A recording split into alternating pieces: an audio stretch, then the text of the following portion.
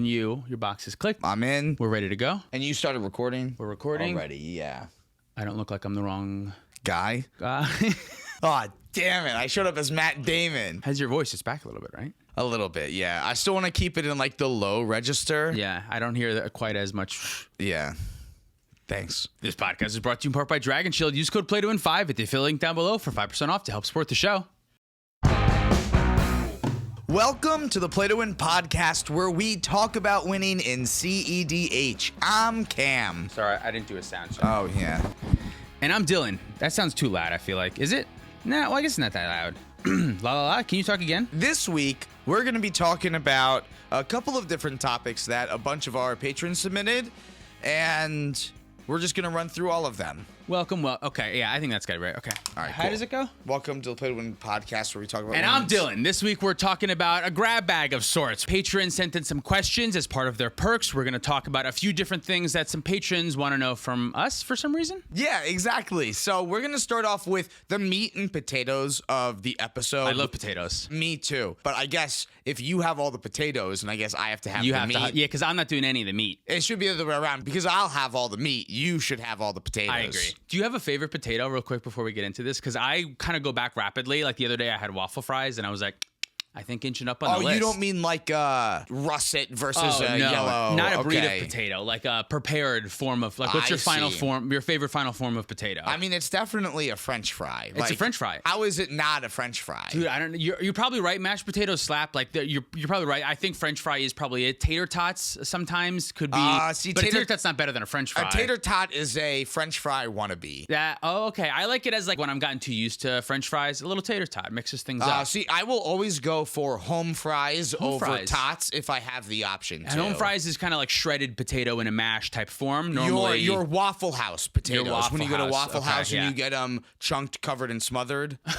excellent. That's how I get Is mine. that would that be your favorite type of potato? No, a fry. Just- a fry just is still regular my favorite fry. type of potato. What It's just type of like fry? Steak fry, thin boardwalk fry, waffle fry, curly fry? Okay, hold up. Because curly fry is wonderful, but I couldn't have curly fries every day. It's You know, like a it's special not treat. curly fry. Yeah, It's although definitely they're not incredible. curly fry. They are good, but like it's too much of the seasoning and the flavor versus the fry, like the potato and the oil and okay. the crispiness of that. Like When you have the potato, when you have the French fry, you want to enjoy the potato aspects of it.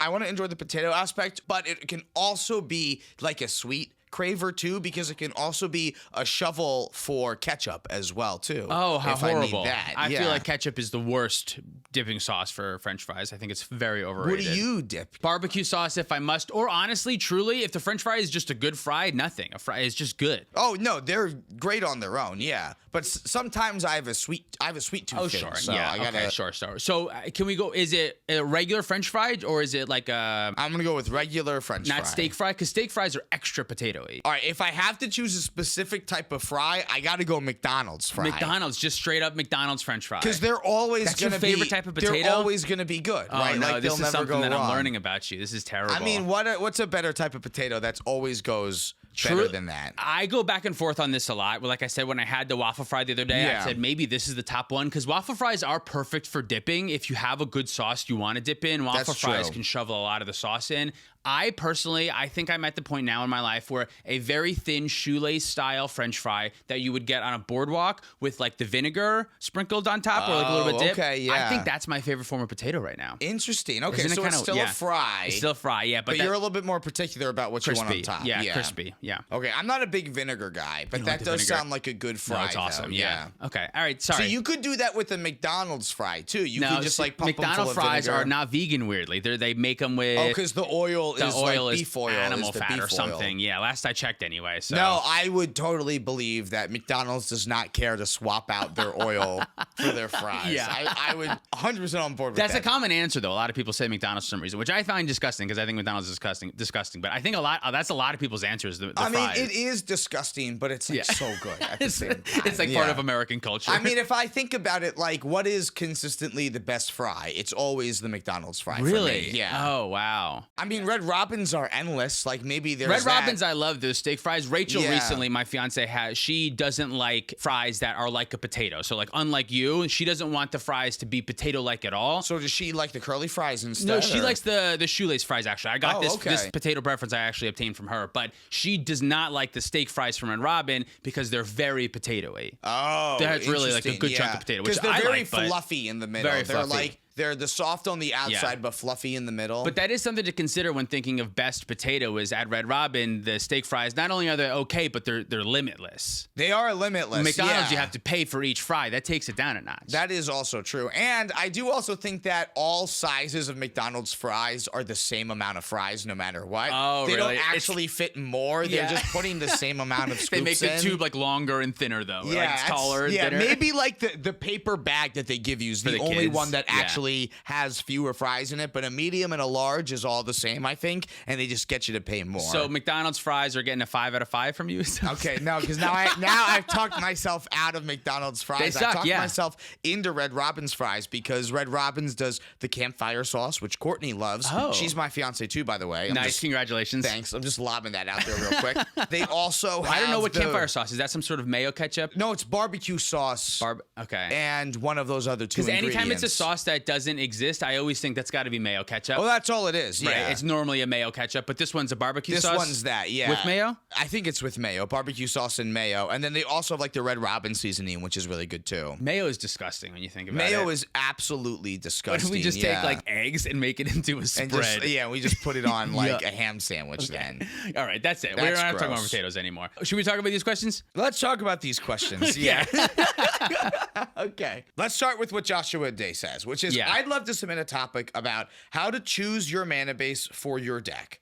Like what rocks are the right rocks and what lands to run. Should you be running rituals or should you be cutting them? Yeah, that's a great question. It definitely depends on what colors you're in. It depends on what your commander's doing. It depends on what your strategy is. First couple thoughts that come to my mind. What we're thinking, I guess, like, should we compare like rituals to signets and artifacts and Well- stuff? Or do you have somewhere you want to go with this? No, I like what you said better. Let's do what you said better. Yeah, let's keep it with what I said. Rituals are normally instants and sorceries Yep. that produce a temporary amount of mana. So Dark Ritual is a 1 mana sorcery. Nope, it's a 1 mana instant that makes 3 mana. So it's a +2 ritual is kind of how I think of it in my head because it costs 1 mana, but then it makes 3, so that's you're up 2 mana. Rite of Flame is a red that makes 2 red, so it's a +1 ritual. There's a bunch of other rituals. Unfortunately, since we're in singleton format, we only get one of them. So things like Culling the Ritual, things like Culling Ritual. Culling That the is Weak. a ritual. That is technically a ritual, but that's not what I'm thinking of. Culling the Weak and Cabal Ritual are other rituals that are like Dark Ritual that give you a +3 or a +2 or a +4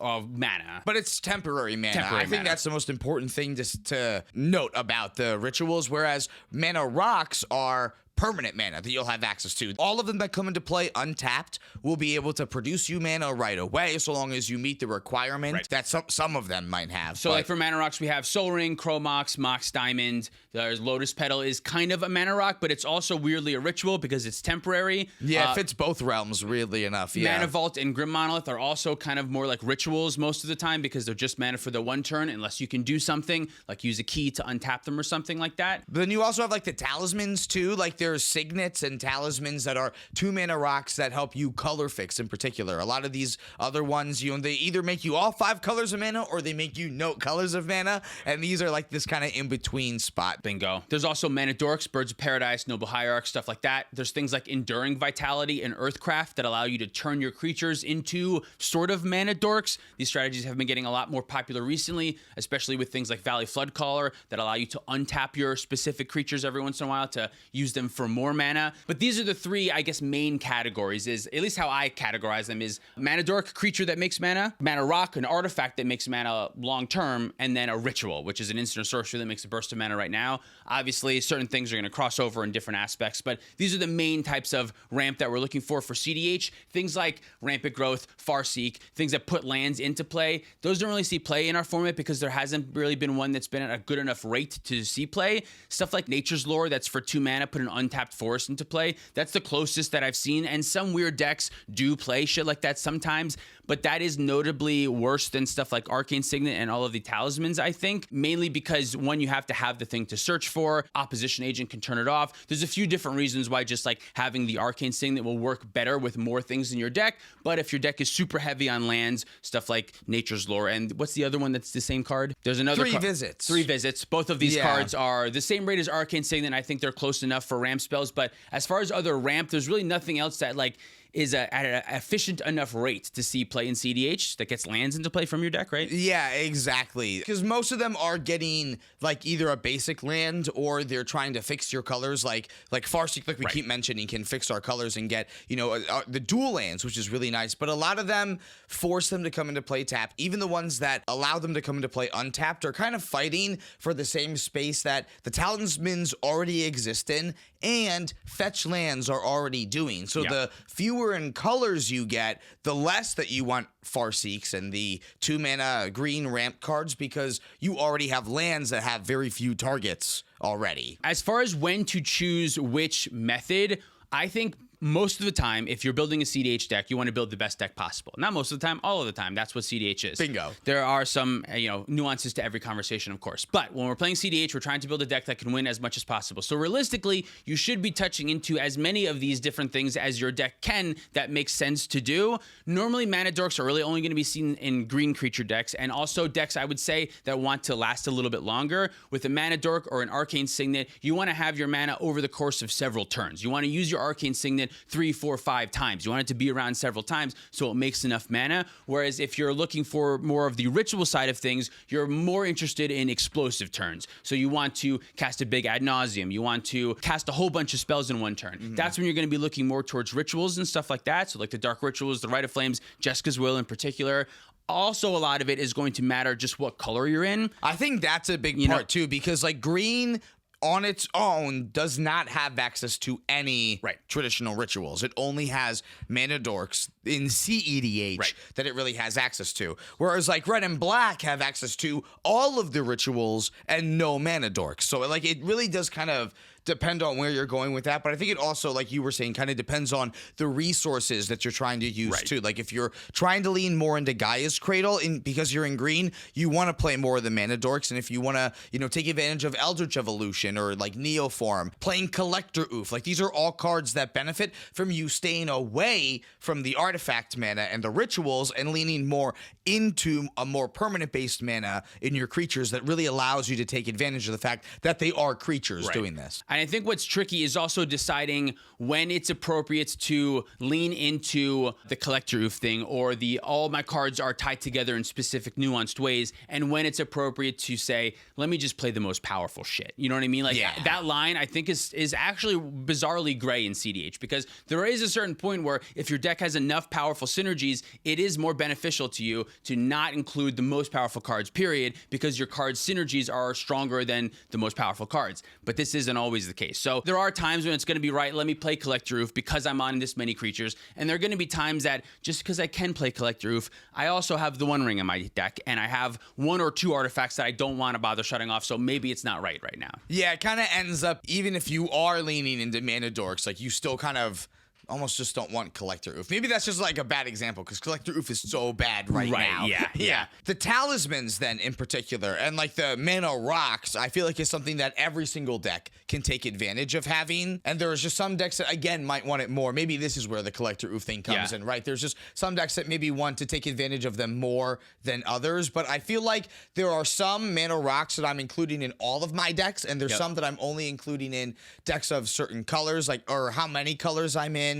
And it depends on the colors that I'm in too, what ones I want. Yeah. So should we let them in? Yeah, you can let them in. Welcome to the podcast, Jack. A couple things about Signets and when to play them in which decks. Normally 5-color decks. I'm really only playing Arcane Signet, maybe Felwar Stone. True. Yeah, that's probably true. All of the talismans only provide 2 colors, and when you're in 5 colors, only providing 2 colors just doesn't feel like enough. You know what I mean? Like what you're looking for out of Arcane Signet is yes, the uptick in mana, but it's also the helping fixing your mana. That's why it's important in the 5-color. So something like a Talisman of Dominance is really good in a blue-black deck because it fixes your mana. It gives you blue and it gives you black. But in a 5-color deck, it only gives you 2/5 of your possible options. So yes, it is still helpful and powerful, but it's not the same ratio of power because you have more colors in your deck. It doesn't fix your mana quite as perfectly. Now, you've been playing more 5-color decks recently than I have. I've been on like 2-color decks solely recently. Yeah, so you're playing all the Talismans, not all the Signets always, but sometimes Signets. Vivi's playing, is it Signet just Yeah. because like it's also a Vivi trigger thing that is, I'm not in love with it, but I think it's still fine there. But like in these 5-color decks, is it more important to have like Grim Monolith then? So it depends. So I find Grim Monolith is important if you need the 3 colorless mana specifically. So if you're in an Ad Nauseam deck, Grim Monolith goes in for me. Yeah. But if you're in like,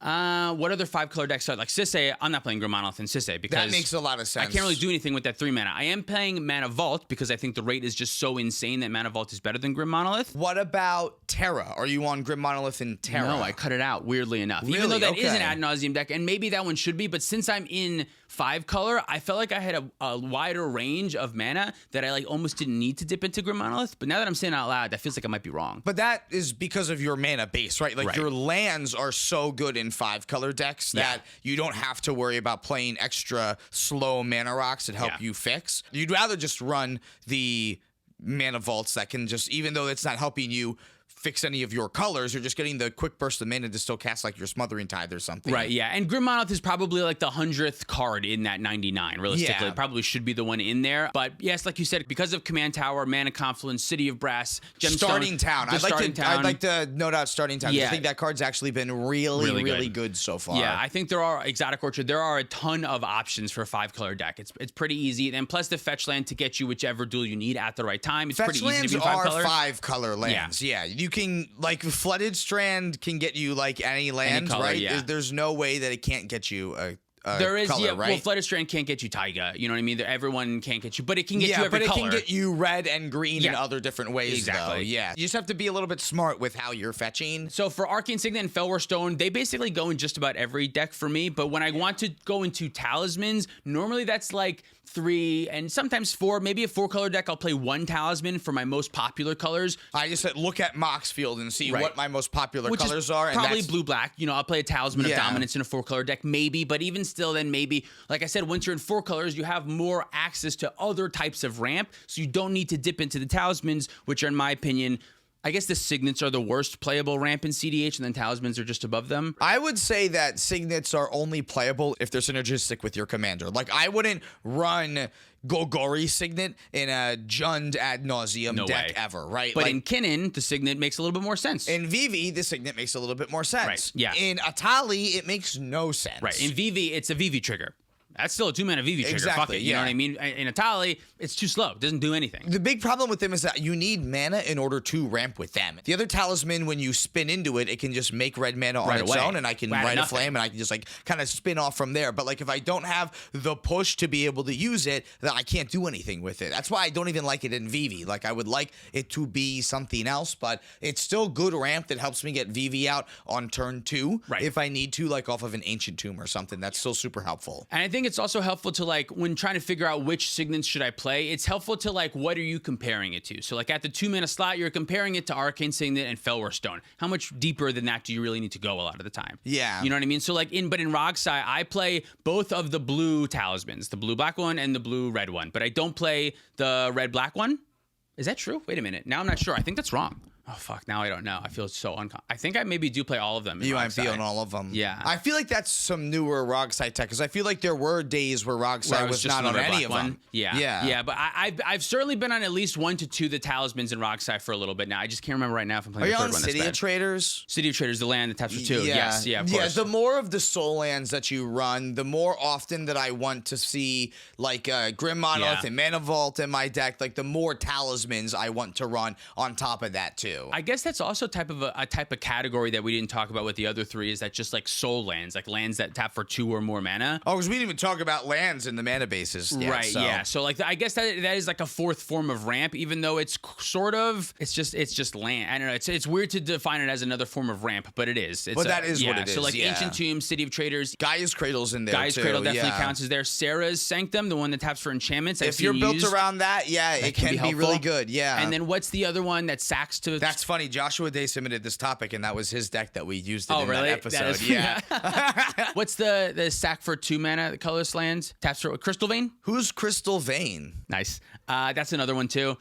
So yeah, and then I don't know where else I'm going with that. Those are the ramp options with I'm your sweating lands, really. severely Yeah, right I know now it's already. already so warm. Yeah. When to dip into which one of these other forms? We should talk about these. When do you want to play these rituals? Okay. I got a list of all the rituals I could think of that are good.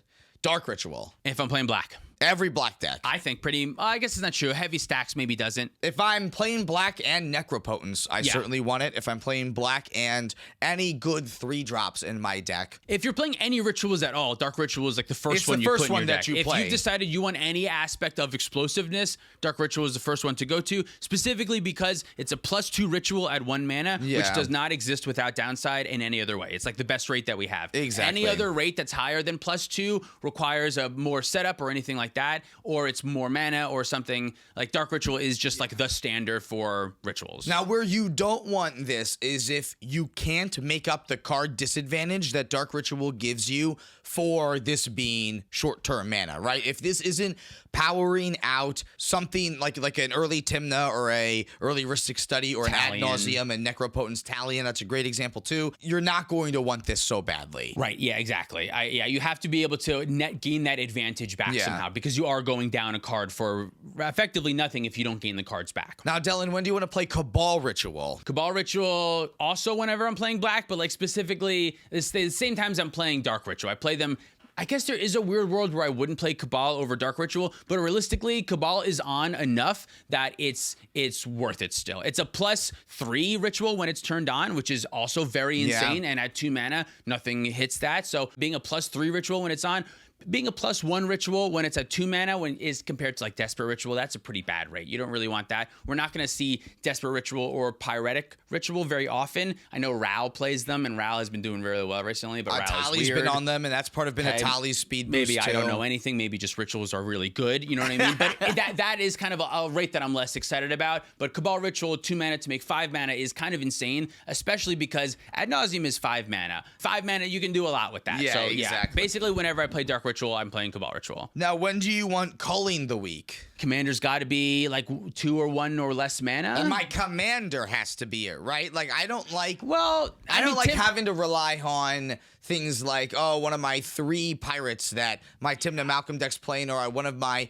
Ragavan, or like these other like really small things. Realistically, like that. Tymna Krom plays it a lot of the time, and they have Tymna and a 3 mana, 5 mana commander. I think if you're playing Ad Nauseam, if you're playing, okay, if and you're playing a lot of creatures. if you're playing Ad Nauseam and Necropotence, if you're in that strategy, and you have like more than, I don't even think you need that many, more than 15 creatures, or a cheap commander, A commander Rockside. that you want to play before one of those effects. Right, yeah. Like ideally the card is obviously best if you're a commander or if you have cheap creatures to get rid of early. But even in a deck like Tymna Krom, where you're just like looking to kind of explode later in the game, where like you only have 2 mana up, psych, I'm gonna culling away my Tymna. I have 5 mana, I'll cast Ad Nauseam in response to something. Like that surprise explosiveness, culling is really good for, and it's another +3 ritual. So like on rate, it's just as good as Oh, the rate's insane. Cabal Ritual. Nothing is better than 4 mana for 1 mana. That is like insane. I just talked about Dark Ritual is the best rate, which it is because culling requires you to sacrifice a creature. This setup. It's just a weird investment you have to put in Right. in front of it, which is why it's so good with Yeah. Rograk. But maybe I should be less afraid of sacrificing my Tymnas to Sack it. your Tymnas to it, yeah. I think these are probably the 3 best rituals that we have in CDH. Yeah, on rate for what they do. Yeah. Is Jessica's Will the next card you're going to talk about? Jessica's Will is the next card I'm going to Jessica's talk Will's about. cracked And in half. there's another one that's on here too Another that one, okay. I'm thinking of. Jessica's Will on Power is certainly more than these 3 cards that we talked about, because it also has the potential to give you card advantage, which is insane. And also like does weird, awesome synergy stuff with commanders like Quirk. It's a Rhystic Buster. If someone's been Rhystic Study drawing the whole time and you were able to somehow sneak in a silence and get it resolved, and you go, oh boy, Jessica's Will for 40 targeting you or something, like it can help punish the Rhystic Study metagame that we're in right now, which is why it's so powerful. But One of the best ways to get a turn 1 Atali. dude, yes. Every time I see this on turn 1, it's a nightmare from Atali. yeah. What do you have else to say about this card? It's so fucking good. It's so fucking good. I want this when I'm trying to get my commander out incredibly early. Yep. But most decks don't want to do that with it. I feel like you want it if your commander is insanely cheap and you are able to Underworld Breach. I think that's when you want it. I don't just want to run it in like every single red deck. No. But it is really good in quicker red decks or just trying to find like either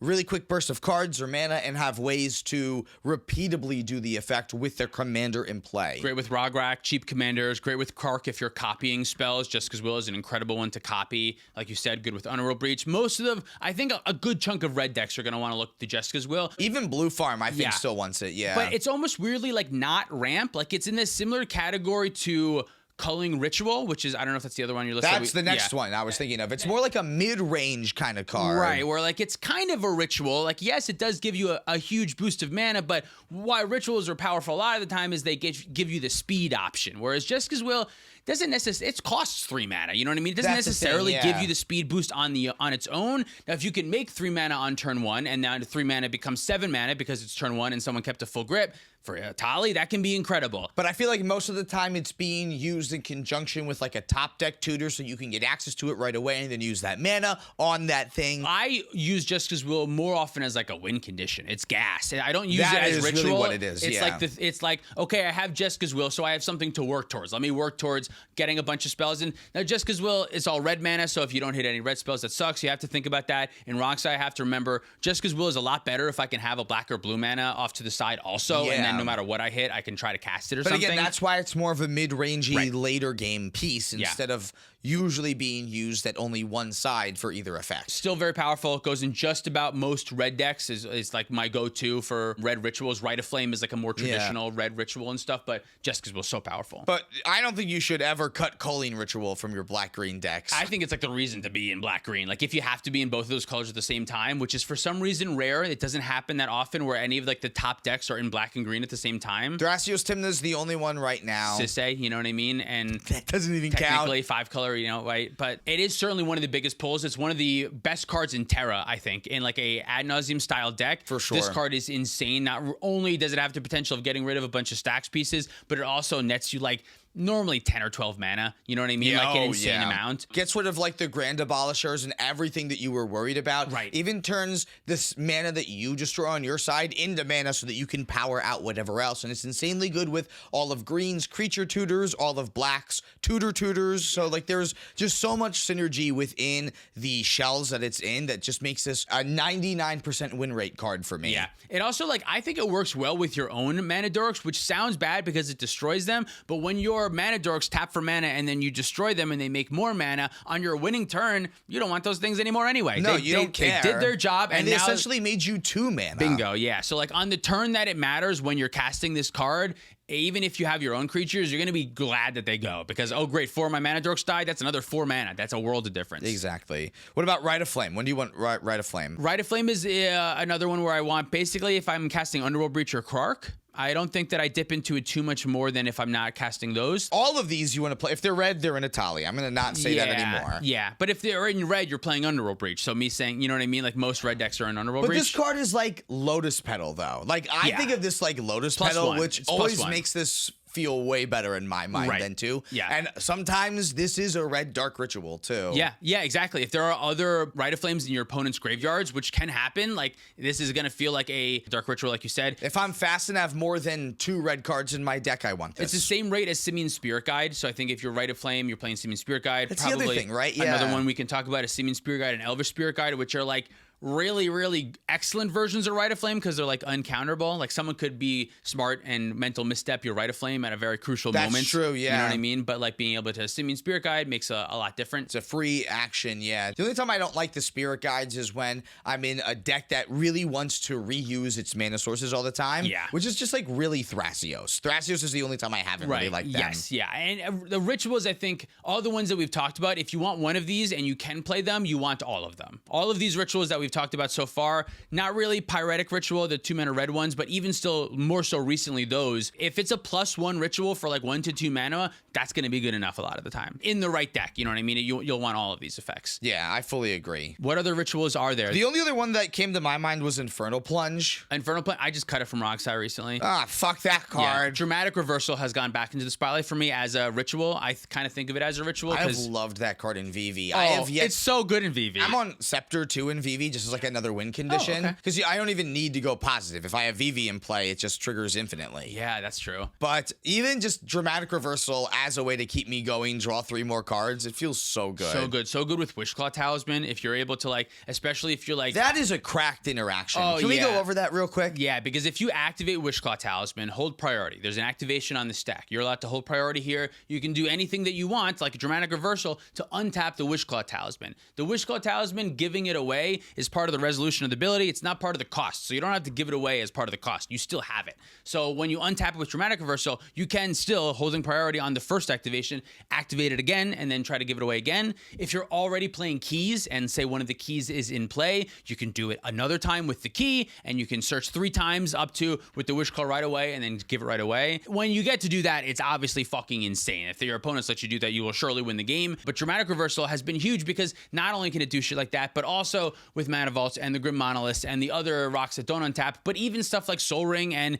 if you're making a bunch of mana, the Arcane Signet can help. You can help filter some mana through that way too. So dramatic reversal has been huge, and kind of weird that like it fell so much out of favor. When we got into cEDH 5 years ago, it was one of the most played cards, I feel like, and well, then we it all was forgot about it. because Isochron Scepter was one of the better win conditions for infinite mana that you would go for. But it's almost like we forgot that like dramatic is still a fine card. That's why just a good ritual. That's why that combo was so good at the time. Is like dramatic was still okay, and then sneaking another spell under Isochron was also fine a lot of the time. It really goes to show you how busted Paradox Engine was. Oh, yeah. That a 2-mana single activation of Paradox Engine is awesome. That's a good way to think of it. It's a single activation of Paradox Engine. It's very similar to a one-time Seedborn Muse also. You know what I mean? It doesn't untap the lands versus the Guy's Cradle stuff that it sucks, obviously, but dramatic reversal is one that I've been really loving recently. Yeah, me too. I've been really liking that one a lot more. What other rituals are there? I think we talked about the main ones. There's like a couple of black ones that are like kind of bad. Rain of Filth. Rain of is Filth. one. Oh, I like Rain of Filth. That one you have to really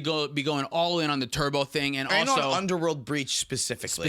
Because it's great with Underworld Breach. On a turn that you resolve a defense grid or something, and then it's your third turn, so you play a third land. Rain of Filth is going to act like Dark Ritual for you because it's going to sacrifice 3 lands, make 3 mana. Not only that, put 3 cards into the graveyard, which for Underworld Breach is another cast of a spell. So if you're at a very low amount of cards in your graveyard, this one can help you like kind of from nothing, just like get 3 cards in the graveyard and go, right? You know what else is Rain of Filth? Chain of Vapor. Chain of Vapor is also great for that. I've been doing this in VV a lot too, where just Chain of Vapor is on the turn that I know I'm winning. I'm just like bouncing 3 of my mana rocks, sacrificing the 3 lands that I have, and go, I don't care. Here's 9 more cards I get to draw. Yeah, and sometimes the sacrificing 3 lands, that's more important. Like I just wanted to sacrifice 3 lands. I don't even care that the mana rocks are back. I just wanted to cast LED from my graveyard one more time. Yeah. So super powerful, but it's risky. Like you can't like just like in the dark go for it. And also Rain of Filth is interesting because it's not good on turn 1 and it's okay on turn 2. Honestly, Rite of Flame is still fine. Rite of Flame is awesome. Like it's still good. If you're winning, if you're on the play, they're not. What are they gonna have? Interaction? Just go for it. You know what I mean? Just go for it. Yeah, it's turn 2. But it's bad on turn 1, and what's also great about Rain of Filth is it's awesome on turn 6 or 7. Like if you do have to like survive into the late game, then it's a 1 mana, make 6 or 7 mana if you've hit your land drops. Crazy insane rate. Which like if you're playing Roxai and I'm making it till turn 6 or 7, one of 2 things have happened. 1, I went for an early win and I have nothing else going on and I'm dead this game. Or 2, my attempt was a Ristic Study on turn 2, and all I've done so far is just like hit my land drops and like interact in the game. And on those types of games, Rain of Filth is incredible on turn 6. It's in the same category as Culling the Weak and Cabal Ritual in that you have to do some work for it. You got to be in red because you got to want Underworld Breach. Yeah, that's the main one too. That is what it is. That's the main pull, I think. Kirk also plays this because it's just a ritual. You know what I mean? So not only Underworld Breach, but yes, mainly. I think you have to be doing something with the graveyard relevantly for Rain of Filth to be relevant in your deck. Yeah, I would agree with that. Other rituals, there's like something of the Damned that makes up mana for each creature in your graveyard. I've seen that one come up. Song of the Damned? Something like that. That one has also been a little bit something, I've seen that in some list. Yeah. I've yet to have it played against me. Right. Sometimes I think something that I got to keep in mind more is that weird cards and decks just might not have come up the entire tournament. That's also very true. I have another ritual. The green creature that sacks for 2 red. Yo, Tinderwall. Tinderwall is a ritual. Tinderwall is a ritual. Not a mana dork. It's a Rite of Flame. It's a Rite of Flame. Which is just a green one. It's a Rite of Flame that blocks Tymna. Could kill a Tymna, Right. too. Yeah, weirdly. I think this one's great. This is one of my main posts to being in 5-color Adnos stuff is this card. A second Rite of Flame is like truly kind of insane, especially if you're in an Underworld Breach deck, especially if you're using that red mana on a Terra or something like that. Using it to cast a Squeak can be weirdly helpful if you need to get it out early or something. It is. Yes, it is. So it can do very helpful things in those decks. So that's another thing to talk about. Orcish Lumberjack is a mana dork that acts like a crazy ritual sometimes, like a dark ritual on standby. This card is insane. It's very insane. Because it feels like 4 mana when you finally go to use it, since the land taps for mana. Exactly. But that one's only in Gruul decks, basically. You're not realistically playing that in 3-color decks. I did play that in some Jund Ad Nauseam decks because it does make Ad Nauseam on turn 2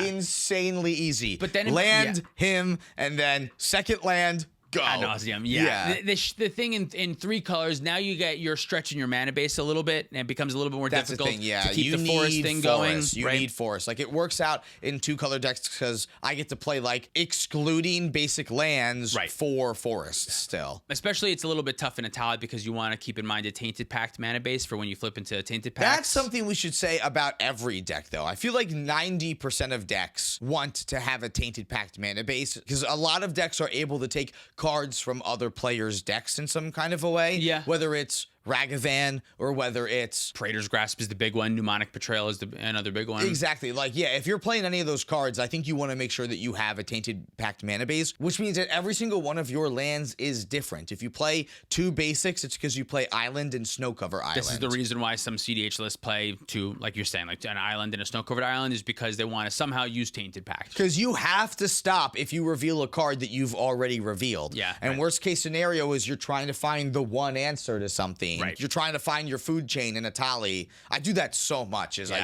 flipping the Tainted Pact and just use it to find food chain. It's so good. Yeah. You got to have yourself set up that way. We talked about the main rituals. We talked about the main mana rocks. We talked about the main mana dorks. The only mana dorks we didn't really talk about are Bloomtender Fabor Elder, which are really the big only 5-mana combo mana dorks. Yeah, if you need that Wooburg specifically, if you're playing Sisay, if you're playing some deck that can really utilize that Wooburg, those you are gotta good be for in that. 3+ colors, I think, to make them work. Or Kinnan plays Bloomtender sometimes, and it makes a ton of mana. Because it makes the same amount. It makes 3. It will tap for 3. I think Bloomtender tapping for 3 is what makes it worth the 2 mana and the fragility. Yes, yeah, definitely. What else is there? Are there any other mana producers that we haven't talked about? We kind of talked about most of them. We kind of did talk about most of them, yeah. Okay. Should we move on to a next topic? Let's talk about the next topic. Okay, yeah. Let's talk about the next topic, which is from Reactive here, who says, let's do something fun, like you two rank your favorite arts on cards. Doesn't even have to be cEDH playable. I'm going to do this right from my brain I without figured any we would research. do like a top sum, like a top 3 or something. My favorite, 2 of them are lands. I think I've talked about them both a little bit recently. Is it Unhinged? The first unset Swamp.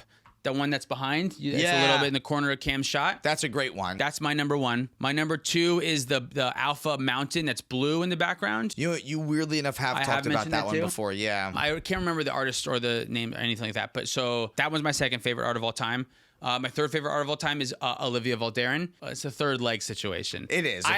Weirdly, I got my Olivia signed by the artist one time, and I asked him about that, and he said she's just like holding the dress. That's all. Obviously what is happening. What she's doing. She's holding the dress. Yeah. It's really not ambiguous at all. That's mainly because Olivia is like my favorite Magic card of all time. That's why she's on my list of favorite arts of all time. Because like that was when I was like, oh, I like this game. This is what it is. Like that makes makes sense. Yeah. So that's my third one. My fourth favorite is it's just gonna be like cards that I like Thunder My Hellkite. That's probably one of my favorite arts. Yeah. Because that was a dragon that was thick in the front, and I thought that was really cool. And then other favorite art, Necropotence. The skull with the little spiral and Mark Tedden. That's a solid top 5. Yeah, that's my top 5 Magic card arts of all time. What are yours? I think I'm in the same boat where a lot of my favorite art is biasly tied to cards that I like. Because my favorite would just be Sun Titan. Right. Because it's my favorite card and I fucking love looking at it. Yeah, and it's because it's you. Yeah, it's just me. It's just me at peak form. Yeah, exactly. And my second one would be Tarmogoyf because I love it and I just love how the art makes no sense. The original Tarmogoyf art. It's so ambiguous. And what I thought were eyes for years weren't eyes, and Yeah, like it's so crazy. I didn't know looking. that. I realized it was a creature, it was like a beast for the longest time. I thought I was just looking at like a hole or something. I Yeah, don't like know. what the hell kind of black hole mouth is this thing? So yeah. we got Sun Titan, Tarmogoyf What else is good art that you enjoy. that I enjoy? Atali? Do you care I about guess the art? Atali, Do you care but about the art the on one Atali? that Locum gave me specifically that has Chunky on Okay, it. yeah. Like weirdly enough, I feel like I should be the kind of guy that looks at Magic and goes, "Oh man, Yeah. this art is the prettiest art of all of the arts." But I'm not really good at that. I don't think that's surprising. I Yeah. spend too much time looking at the text box and trying to figure out what the text box does. That's the important part a lot of the time. and the mana cost and what that so does. you just have a top two, or what was it? Top two? I have or a three? top two. Yeah, top and two. that's how I rank them. And Sun then Titan and Tarmogoyf. Sun Titan and Tarmogoyf, yeah. Cool. I love it. Thanks for the question. Should we move on to the next topic? And then SC Phillip says, if you were locked to a single set to build from, which set are you building a cEDH deck from? And what does the deck look like? Like, what's your commander, your win cons, and your game plan? Interesting. So like my first thought is like Alpha, because it weirdly has like a lot of the best like mana producers, but it has what do you go into? You have no What do you finisher. ra- You have no gas at all. Okay, Like- you have all this ramp, but then what do you do with Sarah it? Angel, Yeah. you know, like Was Drain Life in that set? yeah, I don't know. Is it? I don't know. So not that one. Innistrad is my favorite set, so I would want to Innistrad. But are there powerful cards in Innistrad? Not really. That's what my thought would go to. Drain Life is an alpha, so you can just ramp Shards of into... Alara was Adnaz. So was Channel Fireball though too, right? Can't you just Channel Fireball? Channel Fireballs is all in Alpha. That's yeah, I think that's true. Let's find out. And then, but who's your? There's no legends in Alpha. You can't pick a commander. That's true. All So right, I think so we that can't Alpha's do banned, alpha. right? Yeah, you can't choose Alpha. It's got to See, be. in Innistrad, I would just say Geist of Saint Traft and then try to like build the standard Geist of Saint Traft build and say, Can I choose Commander Masters? He says choose a set. okay, I would like to choose Commander 2016. Yeah. So I get With the partners. Timna and Thrasios. Yeah. But what was in the actual Commander 2016? Like the cards themselves in the 99. I don't know that they were anything to speak of. Yeah, but I have the best commanders though. Yeah, I think personally, if I'm allowed to choose a Master set, to me, the clear pick is the most recent Commander Masters, whatever it is. It's Yeah. got to be the best one. I can't even think of a single thing from it, but I just assume that it must be. Let's look. Sort by EDH rec on Scryfall. That's how I would look this up. You get Soul Ring. Well, you get selling a lot of sets, but okay. I guess that's true, yeah. Swords to Plowshares, Path to Exile. A lot of good interaction. It's all interaction and ramp so far. I guess the commander, Cyclonic yeah, Rift. you don't really get like the broken payoffs. Like, what set did You Underworld get Breach come out Demonic in? Tutor, yeah. That was the same set that Thassa's Oracle came out You're kidding. in. No, that was. It was our Return to Theros. Interesting. I wonder if it should be that set? Yeah, do you want all action and shitty gas or incredible gas and no action? I guess when I say action, that's confusing. Like, do you want all or do you want all kaboom? All right, here's what I'm going to try to find. Was that helpful? Yes, it was. Theros Beyond Death. And I'm going to look for a legendary creature. It's like Crux or something, but you can't play Thassa's Oracle. Any Grixis commanders in Theros? Ooh, we could play Dalakos, Crafter of Wonders, who's 1 a blue and a red for a Merfolk Artificer, who's a 2/4. You can tap him to add colorless, and spend this mana only to cast artifact spells or activated abilities of artifacts. Okay, that's terrible. And then equipped creatures you control have flying and haste. Okay, let's final answer. I'm gonna choose. Fuck, I don't even know, man. Now I don't know. I'm going to choose, What are you gonna choose? Innistrad, and I'm going to tempo you out with bad counter spells and bad bounce spells and kill you with Geist of Saint Traft. Okay. I am going to play a deck with a 3/3 in the command zone. Now, I'll play Shards of Alara. Get Ad Nauseam. I'm pretty sure Ad Nauseam was in Shards, and I'll just, I'll find a way to cast with it. Shards then? You know what? You're right. Everything's so expensive. All right, I'll do... Man, dude, I have no idea. I can't figure... I have no idea. The Theros set. So I can have Thassa's Oracle and Underworld Breach. That's what we're doing. I'm going to naturally draw my deck somehow. Yeah, exactly. I'm trying to see if there's any other... That's the only commander that can do Thassa's Oracle and Underworld Breach. Okay, can I choose The the problem commander with product? I'm going to go back to commanders, the commander set. Commander 2025. 26 Okay, Commander 20... So this most recent The one. most recent one. That's the one I'm picking. That's not how that works anymore, because now each set has its own commander set. Is that true? No. Yeah, so you can't choose Commander 2025. You have to choose one of the commander sets from 2025. Like ones that just came out from Edge of Eternity, you get access to. All right, never mind, scratch it all. I'm choosing Lord of the Rings. I'm picking Sauron. That's what I'm doing. Okay. Orcish Bowmasters in the deck. Scratch it all. Grixis, Sauron. That's what I'm doing. Boom, there you go. There it is. And I chose Innistrad. Innistrad. You're going to have Geist Draft. That's a mistake. Okay. No, this will be fine. That's all that I have from patron submitted topics.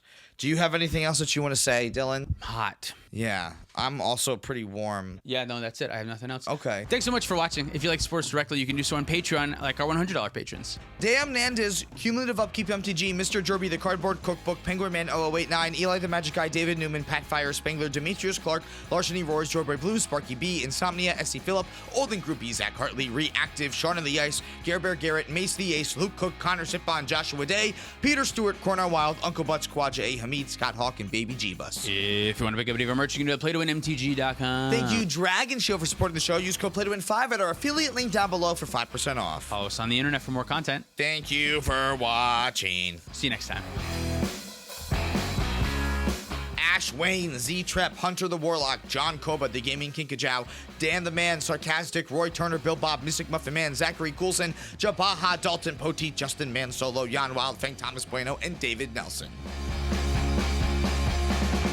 And that was almost an hour of recording, and half of it was talking about French fries and setting up.